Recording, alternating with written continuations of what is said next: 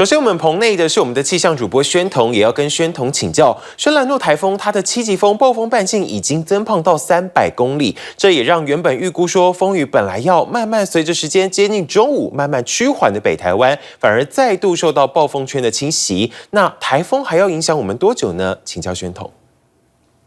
好，没有错，这2022年最强风王这轩岚诺呢，它是第11号台风。那么它的路径其实相当诡谲之外呢，它的强度也是忽胖忽瘦的，所以其实各界对它非常的关注，包含像是它的路线诡谲之外呢，它的强度现在是又再度重新回到了强台。首先，我们先来看一下它的位置，目前是在台北的东北方的一带，可以看到它现在其实正在触碰着我们的东北角一带，包含像是宜兰、澎嘉屿还有新北市的部分，都要密切的关注可能会带来一些强风豪雨。而刚刚也提到了它的未来的路径呢，会朝向北，接着会往东一点点偏。但是我们也注意到，它速度呢也从每小时15转21公里开始慢慢的加快，以及它的风速呢，在中心风速是每秒51公尺，相当于16级风；最强阵风每秒63公尺，17级风。而它的暴风半径也是慢慢的变胖当中，从原本的280公里，现在是增强到了300公里。另外，我们也带大家来看到这雨势的部分呢，其实刚刚也提到了它的这个中心呢，目前是在我们台湾的东北方，而它现在出入的地方也就是在东北角一带。而24小时的累积雨量图，我们也可以看得很明显，除了在东北部宜兰、基隆还有新北市一带呢，是呈现一个雨相当大的情况之下，24小时的累积雨量在新竹县的山区、北部山区呢，也是特别的明显的，包含像是我们的尖石乡的玉峰，还有五峰乡的雪霸，还有尖石乡的鸟嘴，这些地方呢，也都是在360到370毫米以上，雨势相当的可观。而大家也很关注，到底什么时候这个雨会开始慢慢的变得比较小呢？我们就先带大家来看到，在今天其实上半天的时候，可能就会解除陆上台风警报，但是还是要看一下中央气象局是怎么来说的。再来也带大家来看一下，在今天呢上半天，当然影响还是最严重的地方，包含像是北部的山区，以及像是在东北角一带。另外，我们也注意到在东南部的地区呢，为什么会出现焚风呢？最主要的原因就是因为它现在的风向呢是开始转吹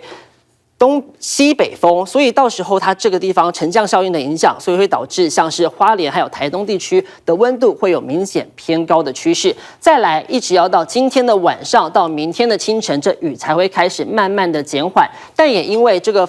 台风离我们越来越远的关系，风这样吹，所以像是在这个地方，到时候也会有比较强烈的风势，所以民众也都要特别来留意了。那么再来带大家来看到的就是刚刚提到的这高温资讯的部分，因为现在呢，在台东的金轮呢是有35.5度的高温，提醒您这个温度的部分呢，大家要特别的留意。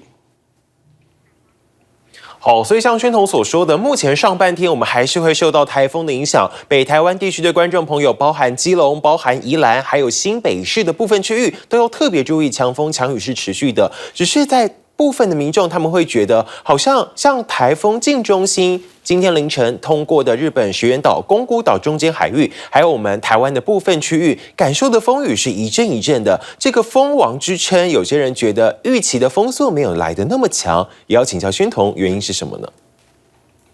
好，可能大家会觉得很奇怪哦，因为从昨天呢，都一直跟大家来说，可能在昨天的下半天开始风啊、雨啊都会变得很明显，或者是说在今天的凌晨的时候，这风雨也会变得特别的强烈。但是很多民众一早起来却发现这个风啊，感觉跟昨天很像上半天，甚至是差不多的情况，怎么会这样呢？我们带大家来看到这一张图，我们目前可以看到这台风的位置就是在台湾的东北方的一带，但是它虽然它的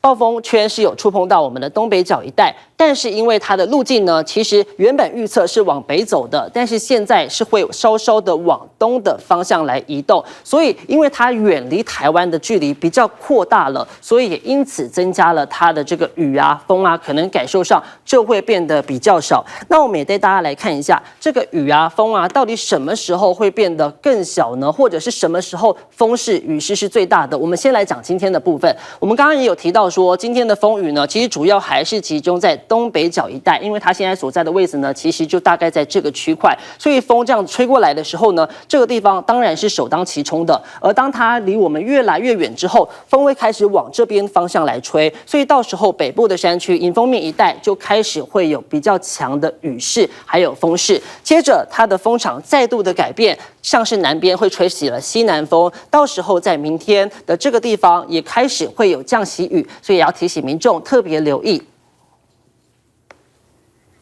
请支持 TVBS 国际 Plus 全新频道，让您扩大视野，掌握趋势，接轨全世界。恳请订阅，开启小铃铛。